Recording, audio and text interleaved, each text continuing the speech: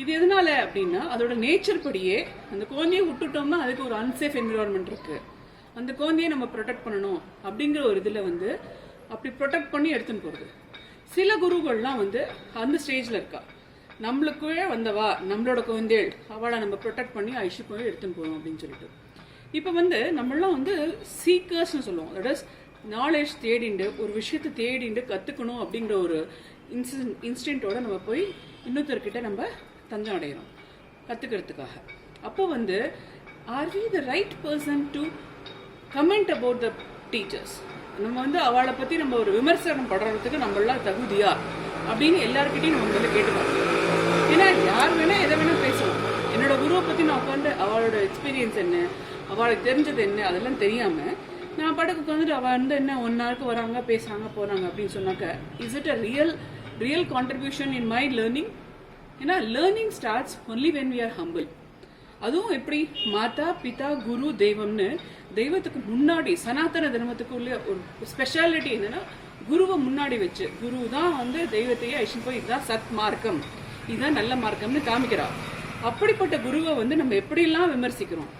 2 பசங்க ரோட்ல போயின்னு இருக்குங்க. அப்போ கேட்குறா 5ஆம் தேதி லீவு நல்ல வேளை சண்டேயா வந்துச்சு. என்னடா அப்படின்னாக்க டீச்சர்ஸ் டேன்னு சொல்லி படுத்து எடுத்துருவாங்க, எங்களையே டீச் பண்ண சொல்லுவாங்க. நாங்கள்லாம் ஸ்டூடெண்ட்ஸ் தானே, எங்களால் எப்படி டீச் பண்ண முடியும்? ஒரு நாள் நாங்கள்லாம் டீச்சர்ஸ் ஆகணுமா? அவங்கெல்லாம் ஜாலியாக இருப்பாங்க. இதில் என்ன ஒரு ஆட்டிடியூட் டிஃப்ரென்ஸ் பார்த்தீங்கன்னா, ஒரு நாளைக்கு நீ டீச்சராக இருந்து பாருன்னு ஒரு ஆப்பர்ச்சுனிட்டி ஒரு குழந்தைக்கு கிடைச்சதுன்னா ஒரு டீனேஜ் குழந்தைக்கு அதில் எவ்வளவோ விஷயமா அந்த குழந்தைகள்லாம் முன்னுக்கு அதுக்கு ரிசர்ச் பண்ணி அது ப்ரிப்பேர் பண்ணிட்டோ அதை எக்ஸ்பிளிசிட்டாக நடத்துகிற மாதிரி குழந்தைகளும் நம்ம பார்த்துருக்கோம். ஏன்னா இந்த வயசு இருக்கு இல்லையா, 15 வயசுலேருந்து 18 வயசு வரைக்கும் அதில் ஒரு ஆப்பர்ச்சுனிட்டி கிடைச்சா அதை ரைட்டாக யூட்டிலைஸ் பண்ணிக்கணுங்கிற அந்த ஒரு பக்குவம் அந்த குழந்தைகளுக்கு வந்துடணும். அப்போ ஒவ்வொரு ஆப்பர்ச்சுனிட்டியும் ரைட் சான்ஸில் கொண்டு போகிறதுக்கு டீச்சர்ஸ் எடுத்தோன்னே எடுத்துன்னு போகணும். இப்போ teacher is giving an opportunity to become a teacher for one day, try and see how difficult it is to handle the situation. நம்மளுக்குரிய டீச்சர்ஸால தான் நம்ம முன்னுக்கு வந்திருக்கோம். So it's our turn to say thanks to the teachers on that one particular day.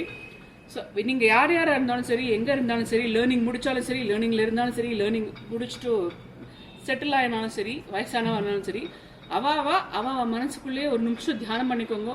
அவளுக்கு நடத்தின teachers எல்லாரையும் ஒரு நிமிஷம் நினைச்சுட்டு தேங்க்ஸ் சொல்லிட்டு பக்கத்தில் இருக்கிற டீச்சர்ஸ் அவளால் ரீச் பண்ண முடியும்னா ஒரு ஃபோன் கால் பண்ணி thanks teacher for your contribution சொல்லி தான் பார்ப்போமே. நம்ம தேங்க்ஸ் பண்ணுறதுனால நம்மளுக்கு என்ன கெட்டு போய்டுறது? ஆனால் யூ சீ த டிஃப்ரென்ஸ்.